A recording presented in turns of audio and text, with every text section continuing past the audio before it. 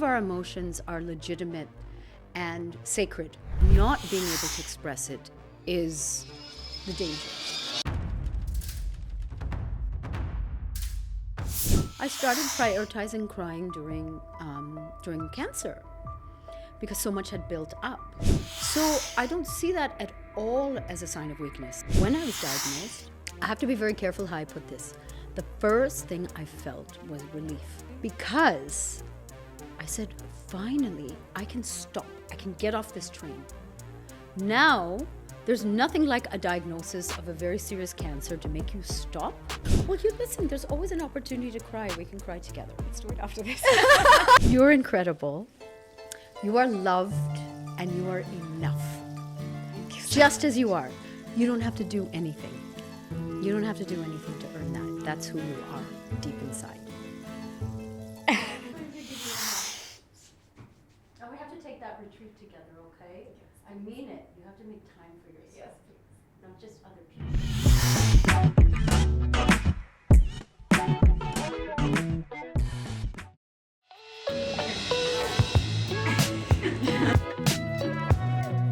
But just take one from the set.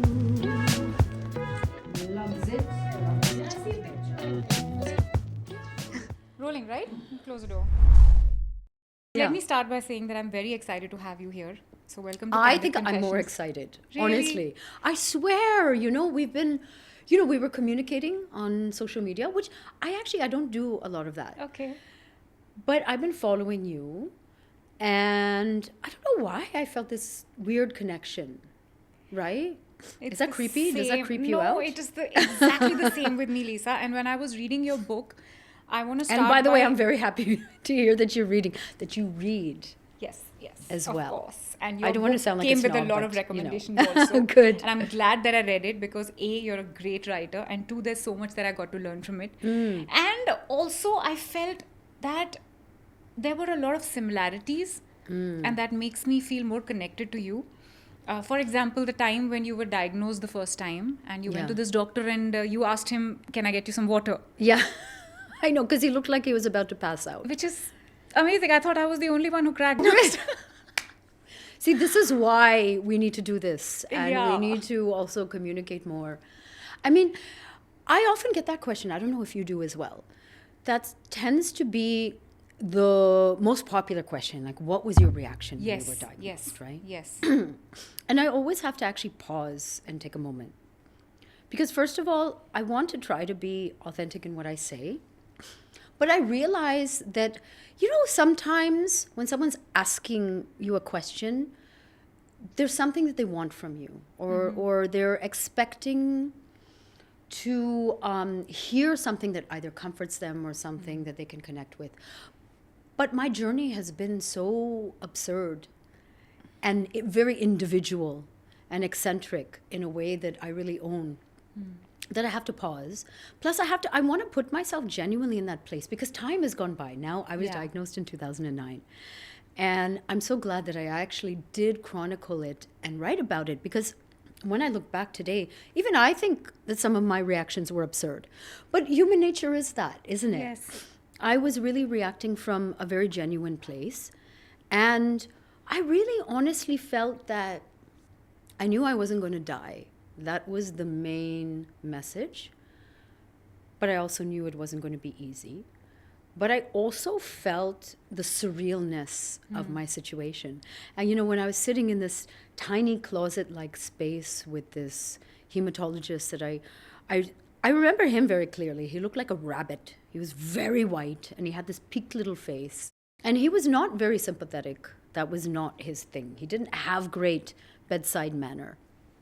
He just wanted to deliver a prognosis and he was very uncomfortable because he obviously thought I was going to end up crying and crying on his shoulder. So he had the tissues next to him ready and everything. And when he gave me the diagnosis and he pronounced this disease that I couldn't even pronounce, Right. I went blank. Like my body was there, but my mind and spirit left the room. And when I came back into my body, all I could see was him staring very intently at my face and continuing to speak and continuing to say, it's going to be really hard and we have to start treatment immediately. But there was like one little bit of sweat pasina coming down the side of his face. And I realized that, Bachara, he was very, very nervous. He was more nervous than me. That's why I said, hang on, doc, would you like a glass of water? I think you need it. And, I feel like you would understand that and something that only the patient can understand, that sometimes in these really extreme, intense moments, sometimes humor is the only option. Yes. Yes. And I'm actually not a very funny person, by the way. Oh, really? No, I'm not. You are. I'm not funny. There were a lot of moments in your book which were very funny. Okay, I feel I can be witty when I write. Okay. But I'm pretty realistic about who I am, and I have a horrible sense of humor. I have like a typical mom-dad sense of humor, like really bad jokes. But for some reason, I became very humorous after I was diagnosed with cancer for that period of time. So I don't know what happened. And I found that was my go-to. That was my coping mechanism. But this thing that you're saying that you blanked out, it happened exactly like that with me. And when I'm asked that question, I also feel like, what am I supposed to say? The doctor called me and I wasn't happy to see his name flash on my screen. I knew there's bad news. You know in your gut though, right? Yeah. And I picked up the phone and he said, we need to meet. And I told him, he told me that the report has come and it's not good. And I told him, okay, tomorrow I have a narration, full day narration. I'll let you know when I can come. Oh, I'll get back to you. Sister, listen, I understand. Plus, and I thought that it's probably unnatural of me to react like that. And then I went back home and I asked my husband for a beer. I said, open a beer for me. I have news for you. Sit down. Yeah. The report has come and it's not good. And he held my hand and he said, we'll get through it. And he had a tear in his eye. Oh. And then I picked up the phone, I went to the balcony and I made some calls, and because I had no idea what breast cancer is and I wanted to get my information in place first. Called some doctor friends, called some survivors, and figured that, okay, this is it. Now we will take it one day at a time and deal with it. But Lisa, did it ever happen with you that it suddenly dawned upon you that, oh, this is real?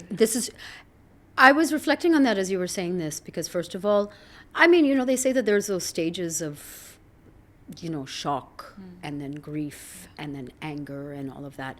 I definitely went through shock.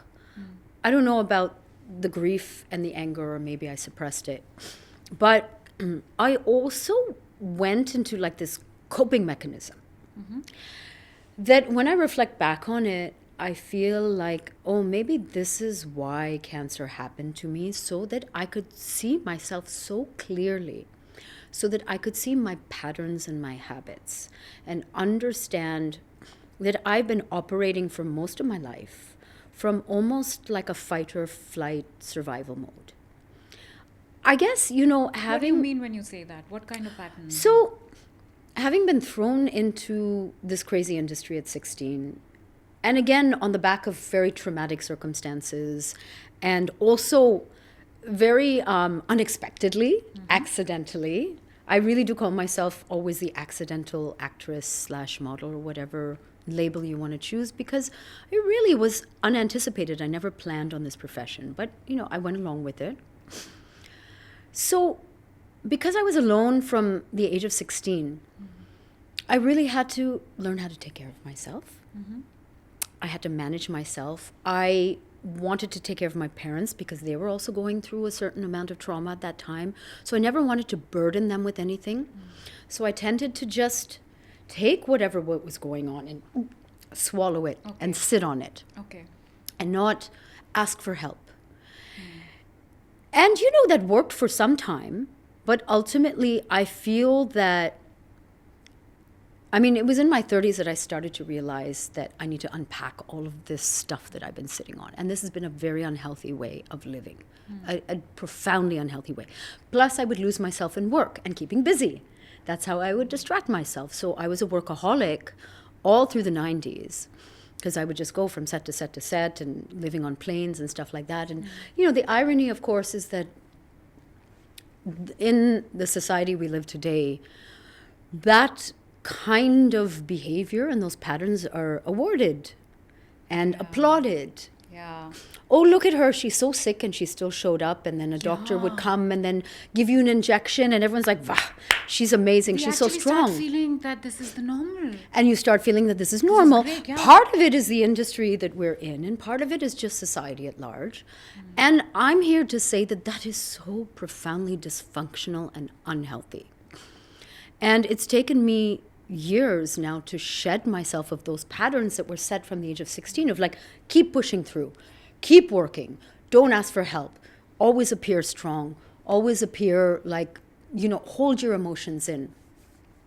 And I was always, though, leading a parallel life, because while on one hand I was this uber independent girl, on the other hand, there was that questioning side of me. And even from a very young age, I used to go on darshans and, seek out answers and through spirituality.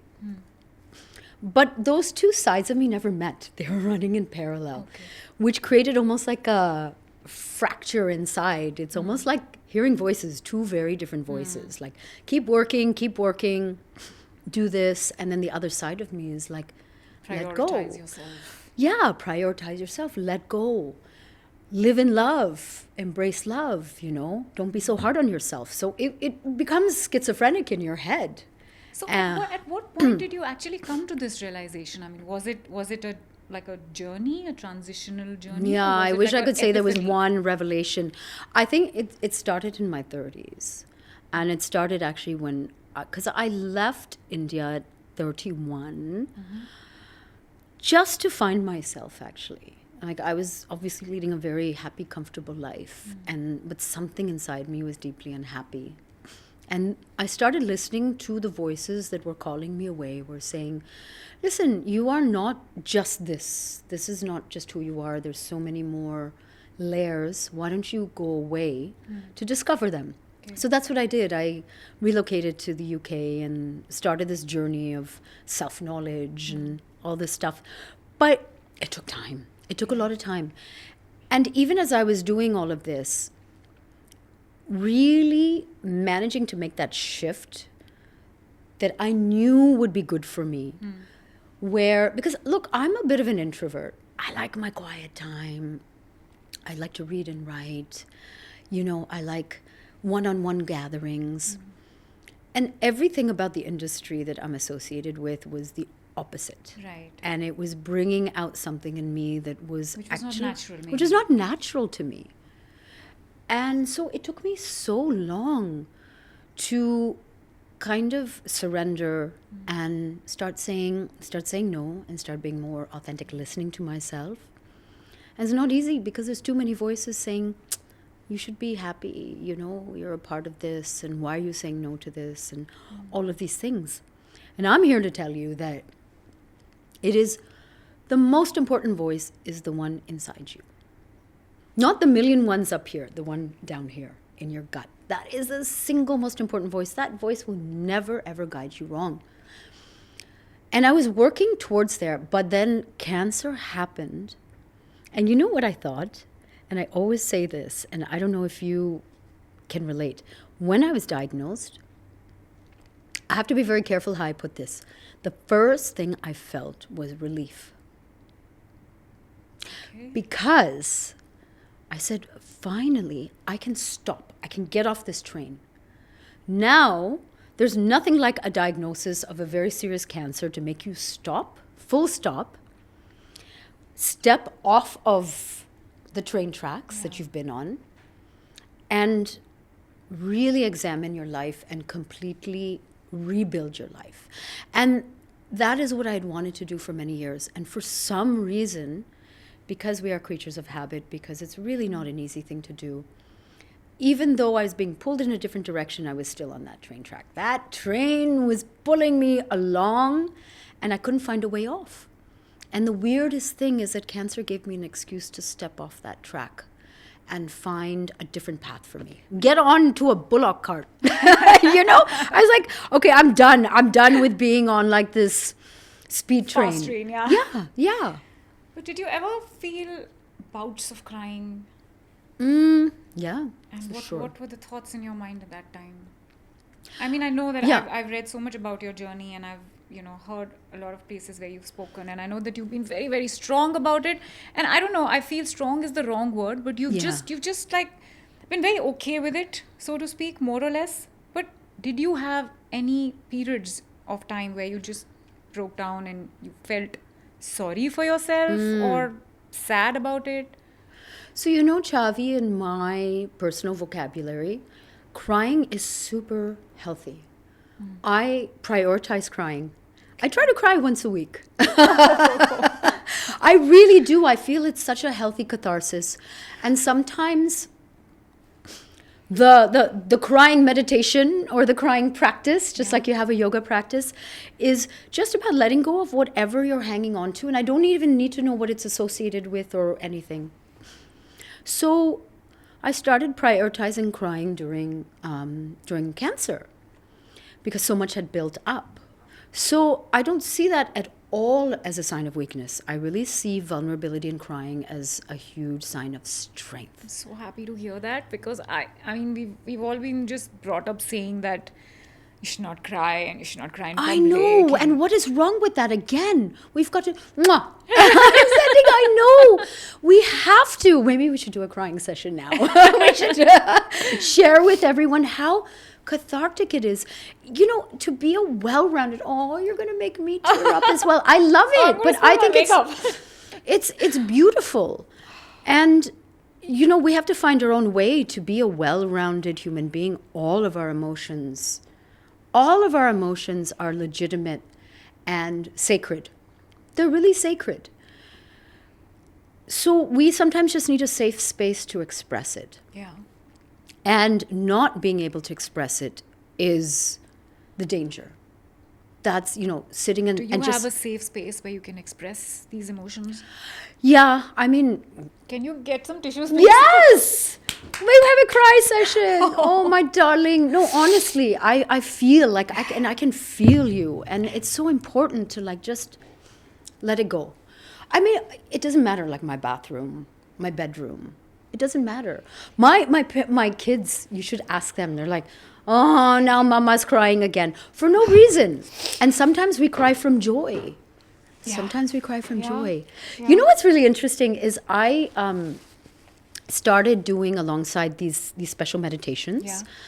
I used to go to the Osho ashram in Pune. Okay. And they have these very interesting practices and this notion. And let's take all the mystery and even spirituality out of it and just see it as therapy, as therapeutic. Yeah. So there's this idea that because we sit on emotions and we can't even access them, if you actually use somatic movement, Okay. you can let it out of your body, because our body has incredible intelligence, but our body also protects itself. It hangs on to so many old things. Okay. So I would go in there and I'd just be like this mad woman. I'd be dancing and jumping up and down and letting out emotions. But you know what the most surprising thing for me is when the catharsis would come up. That's a safe space, because everyone's doing the same thing. You don't look, somebody's howling in a corner, somebody's crying, somebody's, beating their chest. And it's okay. It's part of being human. But the most surprising thing for me is, what I had suppressed? Mm-hmm. Laughter. And that's actually going to make me tear up right now, because I had been also suppressing joy. That's the saddest thing for me, is that in, again, circumstances in society and the way that we're brought up, not only are we taught to suppress your sadness, but you're also taught to suppress your joy, your happiness sometimes. So what would bubble up for me was laughter that I had suppressed. So it just got me thinking that no matter what I do, I'm going to try to walk in alignment. I'm going to try to create a life where I can always be myself, where I can express these things and everybody else be damned. But I don't know if I would have got there without cancer. But what about the notions that we are fed about what people are going to think, the judgments around you? And we live in an age of social media today. Yeah. People are judging you all the time for what you're doing. How do you deal with that? It's tough. It's tough. I don't know what it is, but like since I was young, I didn't really give a damn. It's not that I don't give a damn at all. But, social media is like, it's a tool to shame people, I feel, more than anything these What days. about the people who are around you, people who matter to you, your family, your loved Fortunately, I mean, we accept each other and we have these open conversations. I still think that it's important to do these things in a safe space, of course, because when you're opening yourself up and you're exploring your vulnerability, you need other people. You need what is called a sangha, You need the community who's like-minded, who's supportive, who's compassionate. But I think at the same time, the more that you sit with yourself, and I've been starting, I can talk about this, also I'm happy to share that I've been working with a really interesting spiritual guide, a woman called Simi, who's in Singapore. And she helps you to find your inner healer. Okay. She helps you to connect with yourself so that all the answers that you might have, you start finding them within yourself. But the reason I'm bringing that up is because I think that the more time you spend also with yourself, it doesn't mean you lock yourself up in your room for days on end. It means having a simple, dedicated, committed practice of silence every day and being with yourself and listening to yourself. That strengthens your, I think, internal guidance. And then you don't have to look outside And how yourself. much time for that is enough a day? 20 minutes? 15, 20 minutes? That's doable. It's doable, right? It's doable. I feel like I have gone much deeper into practices like meditation and yoga and all of that, and the inner silence. But I forget as well. We go in and out. And there was a time, you've read the book where I just disappeared into Dharamshala and thought I would become a monk or like a nun or something like that. That was a bit extreme because I used to be an extremist. It's like all or nothing. Yeah. I will, if I'm going to be silent, I will take a vow of silence, for the rest of my life. But now I'm a mom. But now I am, firmly grounded in what they call the householder life. And happily so. But the interesting thing is that I feel that when you're on a journey of knowing yourself, it's the world that provides you with the practice. So I think it asks for a big shift in your perspective. So exactly what you're asking, Chhavi, like, how do you practice being authentic in a world that is not used to it, that almost feels threatened sometimes by authenticity and true emotion and vulnerability and things like that? If you can reframe the events of your life, if you can wake up every morning and say to yourself, I'm going to see this day as an opportunity to practice, to see what comes at me. If it's judgment, how do I handle that? Can I let it go? If it's, how do I see other people as my teachers? Like they're my teachers. Because it's very easy to practice these philosophies when you're sitting up in the mountains in the Himalayas, which is why I wanted to stay there. That's my default, honestly. But to be here in life with all the opinions, social media and people's judgment, and even your own inner judgment, that's where the real work happens.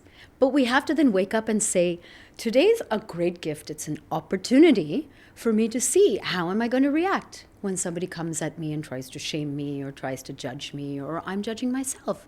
Can I take a step back and almost giggle at it and say, okay, I welcome it, but let me see if I can find a space between the judgment and my reaction. Because it's all down to your reaction, isn't it? None of that will affect you unless you react to it. Correct. And it's in our hands. I'm not saying it's easy. It's not actually easy. super simple, but hard. Yes. But with practice and with seeing life as this incredible opportunity, like almost like seeing it happen on a screen, and keep like, and you go to sleep and you forget about it. And then you have to wake up and you have to remind yourself. Because we are living in this beautiful illusion. We are living in Leela, you know? So you have to keep reminding yourself, how am I going to play out this beautiful drama today? And if we, as actors, can see all of life as an opportunity to play out this drama and not get so personally offended or attached to what's happening in front of us, it's a game changer. What do you think?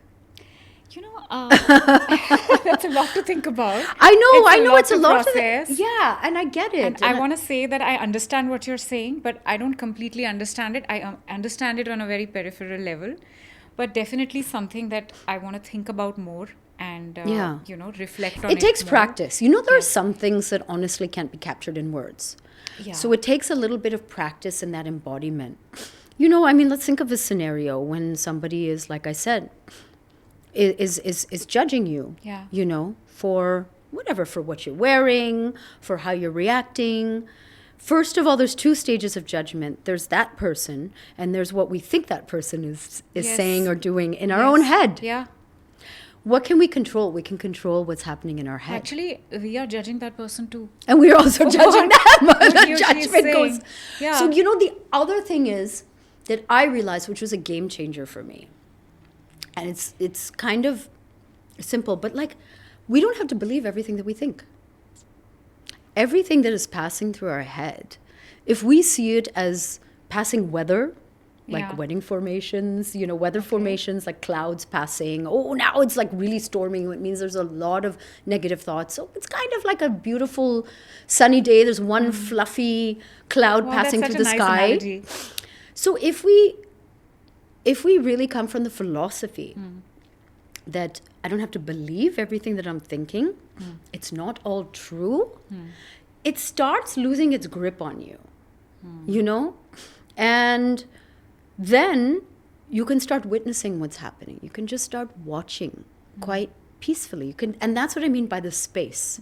So the thought pops up. They're like, Chhavi's looking at me and she's like, this is all bullshit. Like the thought Yeah. is there in my head right now. I Yeah. don't believe it. Right. But it doesn't mean it doesn't come up. But I don't have to believe it. I don't have to attach just importance watch your to it. thoughts You just come watch and it, go. boop, and then it comes up, it pops up, and it's like a bubble, and then it goes. But if we believe it, Yeah. it gets its hooks into us, and then it creates a thought storm. Yeah, I think I do that. Right? I do that all the time. And then we're like, oh my God, they're judging me. Oh God. And then we're like, oh, I'm feeling self-conscious. Why are they judging me? But we don't know. They could be thinking about lunch. Anything, yeah. You know? And this goes round and round. And I was that person. And in my 20s, I was a mess because of that. I was very defensive. When I look back, I think of like how many relationships I sabotaged because of my self-sabotaging thoughts. And it's okay. I mean, that was part of my journey in life. I don't regret it. I can't regret it. It's come and gone, and it happened to teach me something. But it's really interesting because also some of the people who knew me in my 20s, Yeah. fortunately, I still have a couple of very good friends from my 20s who are all equally eccentric and open. But some of the people that I've known from my 20s, when I meet them occasionally now, they almost can't relate to who I am now. Because there has been such a fundamental shift in my point of view and my personality and my behavior. Not deep inside. Deep inside, we're all the same. We're pure. We're stainless steel. So you were just talking about how the cancers changed us. Yeah. And for you, it's the realization that there's a lot of internal healing that needs to be done, and there's a lot of trauma which needs to be processed, or whatever, lifestyle, everything. For sure. I think for me, it's a lot also about the people that I was surrounding myself with. And I think fighting this journey, living this journey, I've realized the importance or the lack of it of all these people around me. And I've realized that I was giving them so much importance in my life when I did not mean anything to them. And that really, really hurts me. And sometimes, you know, I have this whole mental struggle because of these people, and I Like don't regret. know how to disconnect from that. I mean, I know. Have you disconnected from them though? Yes. So that's amazing. I would say. Like this person really close to me, for Yeah. example, who I was hanging out with almost every second day. After my surgery, there was a lot of discomfort in my breast, and I often found myself, and during the radiotherapy, I would get a lot of swelling. Yeah, of course. So I would just be doing this. And I did that once in a restaurant, and you Yeah. know, she just said, Chhavi, stop doing that. Stop attracting attention to yourself. Wow. And up until then, I had not even realized that it's something that is attracting attention. For me, it's just uncomfortable, Of so I'm doing course. it. It doesn't matter. And slowly but surely, one by one, I had these kind of incidents with so many of my close friends. And I think that played a lot on my mind. And today, when I think about those people, and I feel that, you know, I think I read this in your book where you also mentioned that just because you were back from the hospital doesn't mean that you don't need people anymore. You don't need support. That's right? when you need the most people. That's when you need the most support. And I felt that too, because I was back from the hospital. I was back from my surgery, and I announced on social media that I'm cancer free. Suddenly, everybody who was looking out for me just stopped. Yeah. And that is the time when it really hit me that now is when my recovery is going to begin. And now I have to start my physiotherapy from scratch, and now I have to deal with all my problems on my own. And it sort of took an emotional toll on me. And I still, I mean, it's been more than 2 years now, 2.5 years, and I still don't know how to deal with that emotional trauma that I've been through. How do you deal with it? I What feel, about first that- of all, that- what I'm hearing is like very encouraging, I would say, that you've recognized all of this. And, you know, again, that's, I feel sometimes the irony, and maybe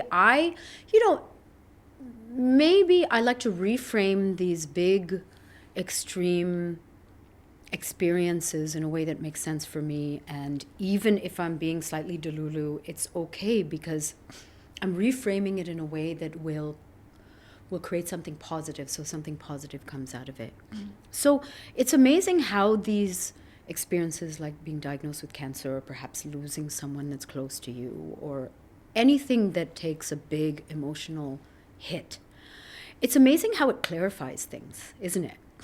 It brings to light maybe all of these, you know, whether it's toxic people around you, whether it's your own toxic habits, whether it's whatever it is, it really brings it to the surface. And then you have a choice.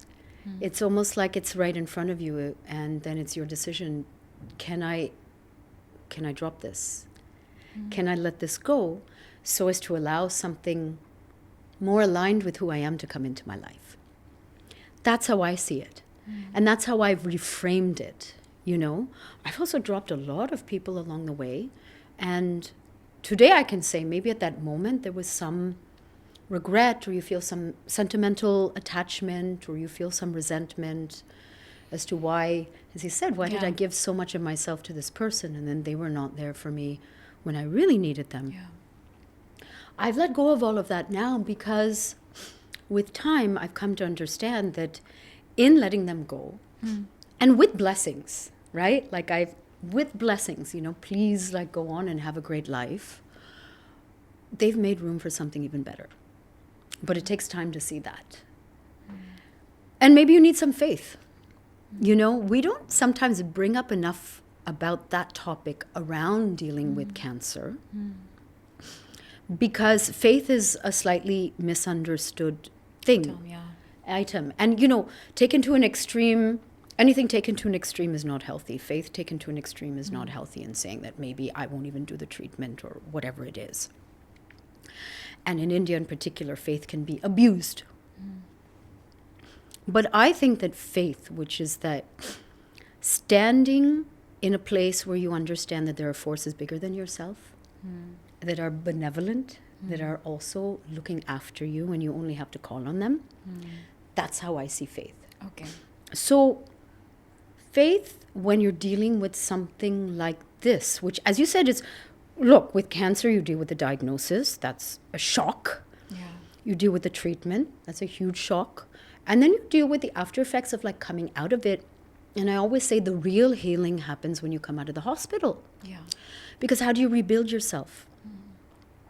How do you, what choices do you make so that you can have a better life or a healthier life? And you can't go back to who you were before. You know that intuitively. And how do you do that?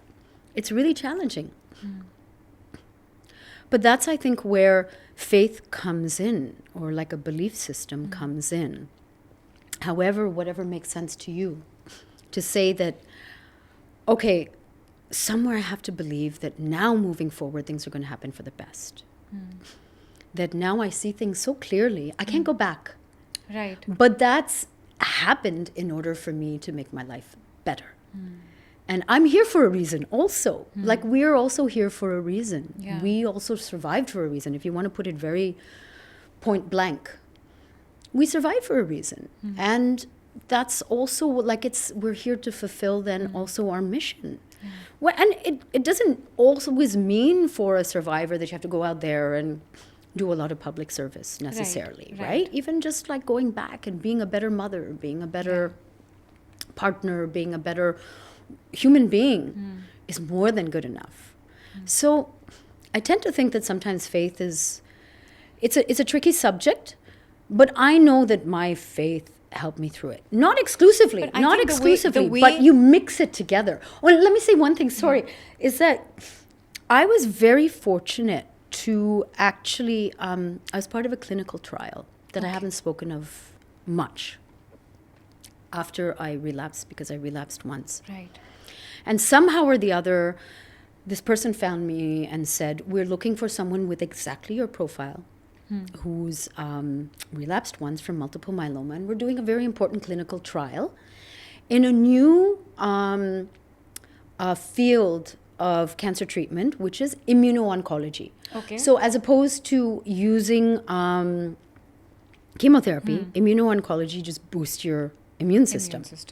So it was very interesting, and I researched it. But the mad genius behind it, or the very, very sympathetic doctor who was behind it, he was a brilliant clinician and scientist, but he also believed in the power of belief.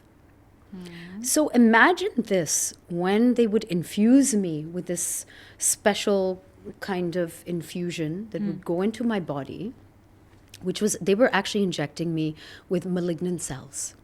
So they were injecting me with a kind of a cancer, but it was personalized, and they were like, what's the word I'm looking for? They were like specific soldiers going in and only eating up cancer cells. Oh. And they would live in my system for 48 hours, and then they would die. These cells, they were sort of programmed. They were called NK cells, natural killer cells, a part of your immune system. So anyway, I wasn't alarmed, but it is a little bit alarming, because just suppose you get another form of cancer out of this, right? Fortunately, I really believed in this doctor. We had some sort of great understanding and connection. But in the middle of this trial, he sent me a video. And it was a video of these cells, these NK cells going in and actually eating up a cancer cell. Okay.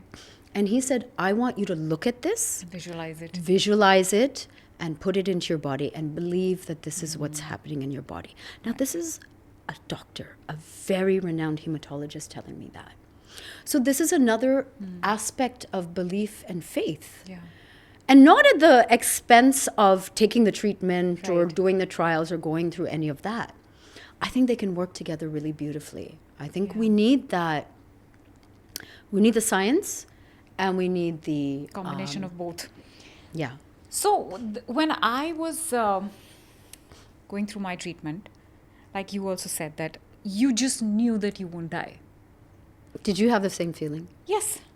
I knew that it's fine. It's a hurdle, and we need to figure out what to do, and step by step we'll conquer it.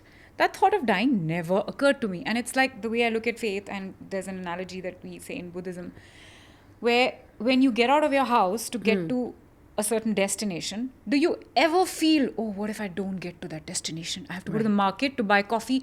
Oh, what if I don't make it to the store? Right. You never even think of that because that is faith. Right? So that is the kind of faith I also had. And there was a point during my journey where I started getting a lot of messages, a lot of love messages, blessings from survivors and from people who were still fighting. And some of those messages started becoming really dark. You know, people were talking about their horror stories, the side effects of the treatments and everything. And I just stopped reading after a point because I thought that the visualization that I want to create for myself is not that. I just don't want to know that side of it. My journey is different. I will create my own journey, and my journey is going to be very happy and very pleasant. Yeah. So the treatment was amazing. I think the only thing that I missed was the mental health struggle. I think I kind of sidelined it. And sometimes I feel that if I had cried when I was diagnosed, and if I had cried after the surgery or during my treatment when I was feeling pain, if I had not joked about it, probably it would have also subsided quickly. I just kind of suppressed it maybe. And then there was this additional pressure from everybody that, oh, you're so inspiring, you're so inspirational. Yeah. It is a form of pressure to live also. up to it. Yeah. And I don't know if I put too much pressure on my yourself. own head. On yourself. Well, you listen, there's always an opportunity to cry. We can cry together. Let's do it after this. Let's do it together. I'm serious.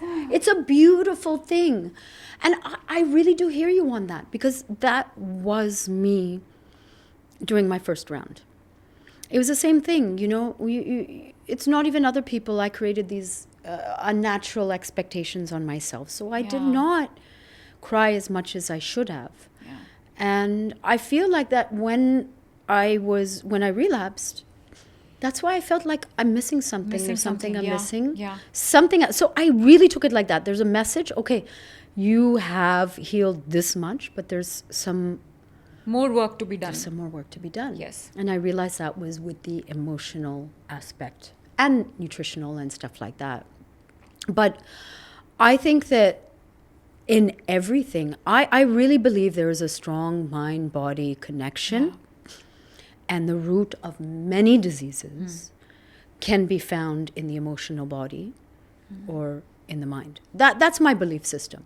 And that doesn't mean that you don't use allopathic medicine or whatever makes sense. But part of the healing has to be examining that. And we're starting, fortunately, to talk about mental health a lot more in society. It's coming out of the shadows. But there's a lot more work that has to be done. There's a lot more work that has to be done. And I've also thought a lot about it, that why did I get cancer?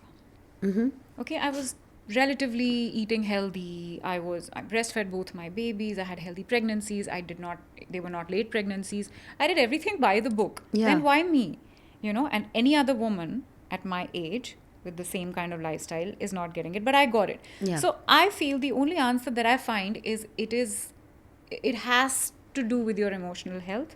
It has to do with the kind of thoughts that you carry, maybe a lot of grudges that you hold, and maybe a lot of suppressed emotion, maybe anger that you've suppressed. And I feel that I still haven't worked on those areas of my life. Well, let's talk about it. Let's work on it. Let's continue working on it together. This is my jam. This is where I get off on all this. Fortunately, there's a lot more conversation about somatic work now, which is accessing emotions through the body. It's now become, actually, what's the name of this book? The Body. There's a fantastic book, and I think you have to read it. The Body holds on. The body. It's. You let me know, and I'll let you know. As well. It's a fantastic book, and it's kind of become the Bible to understanding that. Again, it's not just in the mind, but it's also the body. Okay. And how everything again is held in the body, and how to release it through the body, and the body also has its own intelligence. So sometimes also getting out of our own way and taking downtime. Remember, we were talking about, Yeah. like, I've been trying to encourage you to take off a little Yeah. bit of time and go off in a little bit of a retreat. I'll go with you. Listen, I'm always up. Okay. And we're busy. We're both busy. We have kids. We have this. We have that. But you see, as women, we're always going to say, oh, no, but I have so many responsibilities. Yeah, We've I always feel the got whole world is to- going to come crashing down if I take off. I don't know how you feel about it, but I don't think so. You might even be a little bit disappointed in the beginning. Like, what? Everything's going on without me? How did that happen? You know? But you'll be surprised. That's where my guilt comes in. Yeah. I think for me, that emotional work that I need to do is a lot to do with guilt. Even today when I cry, Yeah. and sometimes I cry on my shoots. Yeah. And it's very embarrassing for me because people are just looking at me and You've got to I don't take know. that. I don't know Take why the I'm crying. embarrassment out. Take the embarrassment I feel out. very guilty for, embarrassing other people around me that, oh, why is she crying? Because she's the producer. Why is she crying? So embarrassing. And I also feel like, I'm so sorry. I'm so sorry. I'm just so sorry. I don't know what's going on. Yeah. But that is the guilt that I carry. And I feel that I'm inconveniencing people around me by putting my burden on them. But you're so self-aware. So you've seen where these patterns are, where they lie. Now it's just about unknotting it. Like unknotting that thought. Like crying is something that is inconvenient and makes other people feel bad. Like imagine if we open that knot Yeah. and then just say that crying is just crying. Yeah. Yeah, your reaction is your business. Okay. I need to let go of this.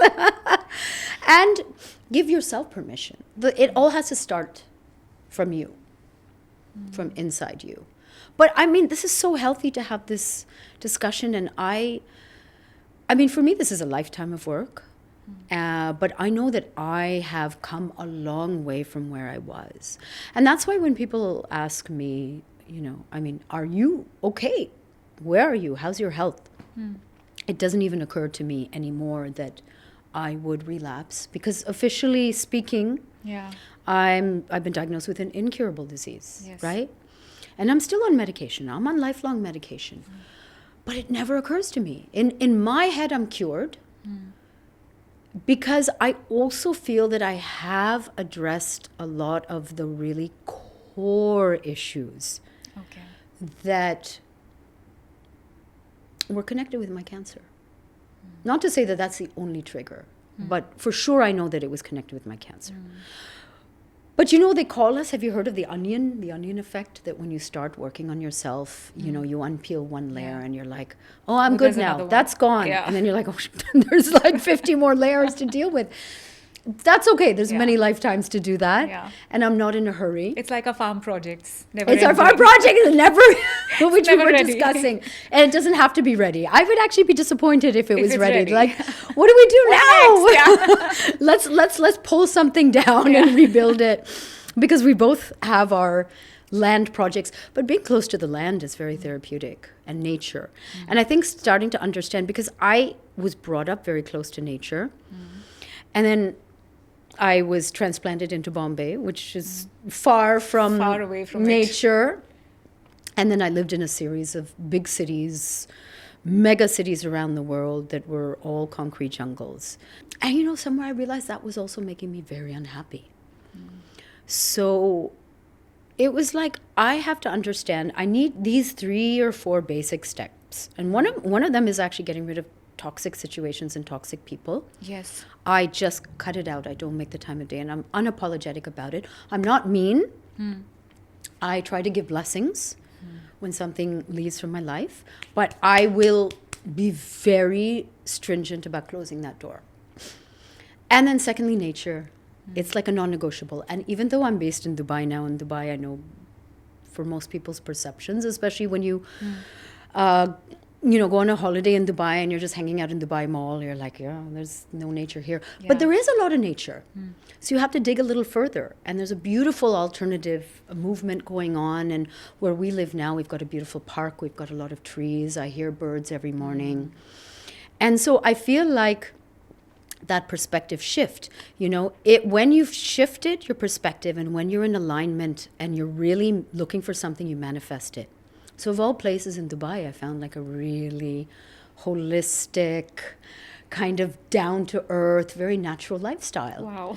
Which I didn't anticipate either, because we moved to Dubai right almost in the middle of COVID, and we had to move because of what my husband was doing and everything. But I've created a lifestyle that really suits me and is really, kind of down to earth and close to the land. And so I think that again, making those shifts, like having those priorities, there's nothing like cancer to clarify your priorities. I'm just saying. I mean, I don't recommend it for anyone. Yes. But these shocks in life, let's just say these shocks in life, a reaction is in our hands, right? And how much importance would you give to asking for help from somebody else? Oh my God, it's been revolutionary for me the first time around, because I had this block about asking for help. I just had a block. When is your birthday? April. I'm Aries. You're not a Virgo. Oh, okay. No, my husband's a Virgo. Okay. Yeah. It was just, as I said, and it actually also, on reflection, caused a lot of problems in relationships, also romantic relationships before that, because I almost had to be the man in the relationship. I was very alpha. But I wasn't aware of where that was coming from. So now I prioritize asking for help. I prioritize softness. I prioritize vulnerability, which I see as the ultimate strength. And having said that, I may not ask for help from everyone, because you have to also be realistic in the world. Right. But, I have a very, very tight circle of people that I'll just surrender to. And I still try to be very honest about who I am and what I'm going through. But asking for help, no problem. Now I think I've overcompensated now.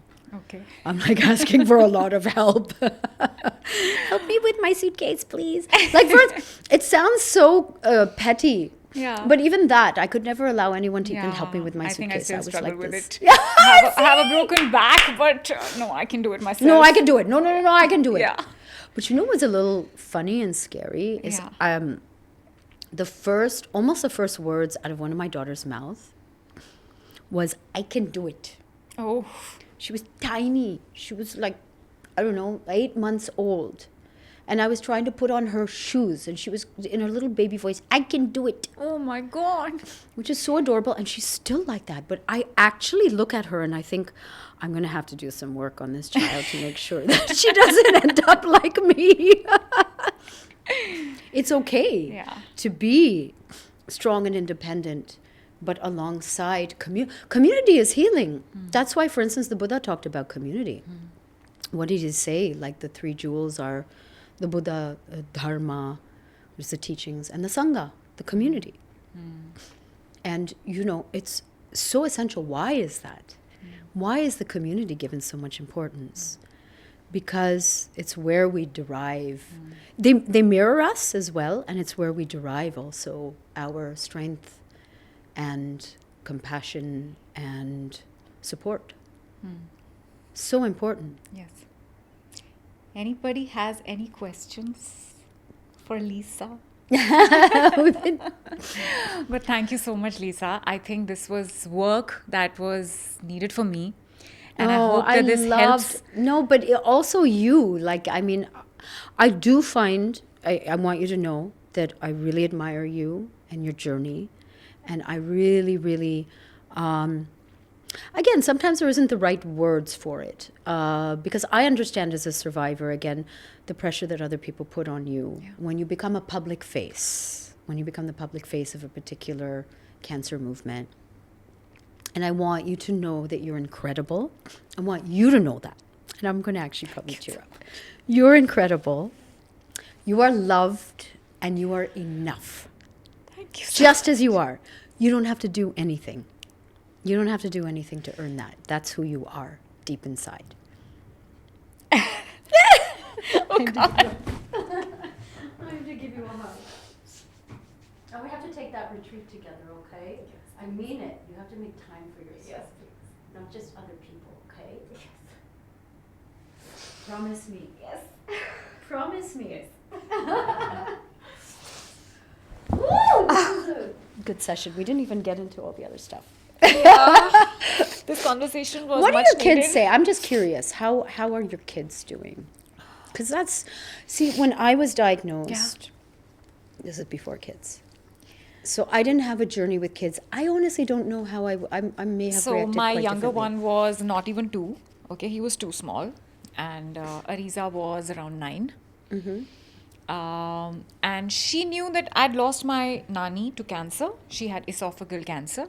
Yeah. So she only knew the experience that she had with cancer was that it kills, because Yeah. Mama's nani died of cancer. So so I told her that Ariza, Mama's not well, and Mama will go to the hospital, and Mama's gonna get better, and she's gonna come home. And she said, "What happened?" I said, "Nothing. It's just nothing. It's a small thing. Yeah. It's gonna be fine." And she started crying, and she said, "Mama, is it that?" I said, "Yeah." And then she said, "Are you gonna die?" I said, "No, it's just gonna be like my C-section. They cut my tummy, got the baby out. Yeah. Then I came back home. You took me for walks, holding my hand, and I recovered. It'll be just like that. There's a little bit of that in my breast. They'll cut it out. They'll stitch me back up. I'll come back home. You hold my hand, and we'll go for walks, and I'll be fine." And she was okay. That was all she needed. And I mean, she's seen me. Sometimes she sees me cry, and I feel that I don't know if it's the right thing to do as a parent, but I feel that she should see me weak also. She should see me strong also, and she should understand that everything is okay.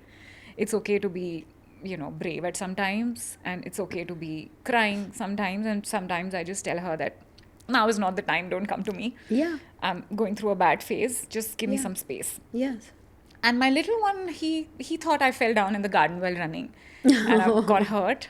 So Yeah. I told him that I've got hurt on my right side. So when you come to me, don't just run and don't come on my right side. So he would always come to me and ask, "Mama, which one is your left and which one is your right?" And he would come and hug me on my left. And I still remember that the first time that I picked him up, Yeah. which was 3-4 months after my surgery, he was crying a lot. And I just picked him up. And even through his tears, he said, "But Mama, you can't pick me up." So he was that sensitive at the age of 2. Concerned about you. Yeah, he really took care of me. Both my kids are my biggest support system. That's I beautiful. think that is the only safe space probably I have where I can cry, and I feel I'm not going to be judged for crying, and I don't feel guilty for crying in front of them. And I honestly believe that that's a fantastic lesson for your children as well. Right. Like, because you're offering them that example of how to be comfortable with whatever comes up, right? Like, we don't know, every generation gets a little bit better at this whole life thing. And, obviously our parents were brought up very differently. It was also about always hiding emotions. And we have to break that pattern. That's generational trauma, actually. It's like, don't talk about it. Shh, keep it quiet. And we are allowed to ask why, and then say that, and counter that with saying that this is very normal. It's part of being a human being. And I love it that, so many also ancient, like older traditions or wisdom traditions are about going in and, like, even in the Aboriginal traditions, like the Native Indians in North America, they would go into these huts where they would have these ceremonies where it's all about beating the drum and allowing your emotions to come out, It's so wise. There's so much wisdom in that. Yeah. And I'm sure there's a lot of that wisdom also innately in our culture, but we've kind of taken off in a weird hybrid, different direction, and also urbanization. It's not part of our daily lives. It's no longer part of our daily lives, where it should be. We're very bloody emotional people. Come on. Yeah. How can we be expected to suppress, like Indians are like out there, right? We're very emotional. Yeah. And then you're asking us to be like, put on a veil and pretend. Doesn't work. No. Doesn't work. So I hope you guys took a lesson out of this also. Have those conversations which are needed. Find your safe space. And whoever's going through a tough time in life, probably there's a lot of internal work that needs to be done. And just do it. Just cry. It really helped me today. And I'm so happy that you could make it and we could have this conversation. Me and too. Let's keep in touch and let's do that Kerala trip Let's together. do that trip together. I would love that. And we're Okay. definitely keeping in touch. Yes. So, guys, please remember to subscribe to the podcast. This is both of us signing out. Love This and was peace. so much fun. Thank you. I mean, it sounds weird, but it was fun. Yes. Oh, my darling. Oh, my gosh. I feel you. Listen, I feel you. You are amazing, okay? Just know that. You're amazing. You don't have to, prove it. Let's do some more stuff together, okay? I'm going to come to your farm. Yes, please. Please, whenever you're in Bombay next. Yes. Please come to my farm and we Yes. plant some trees together.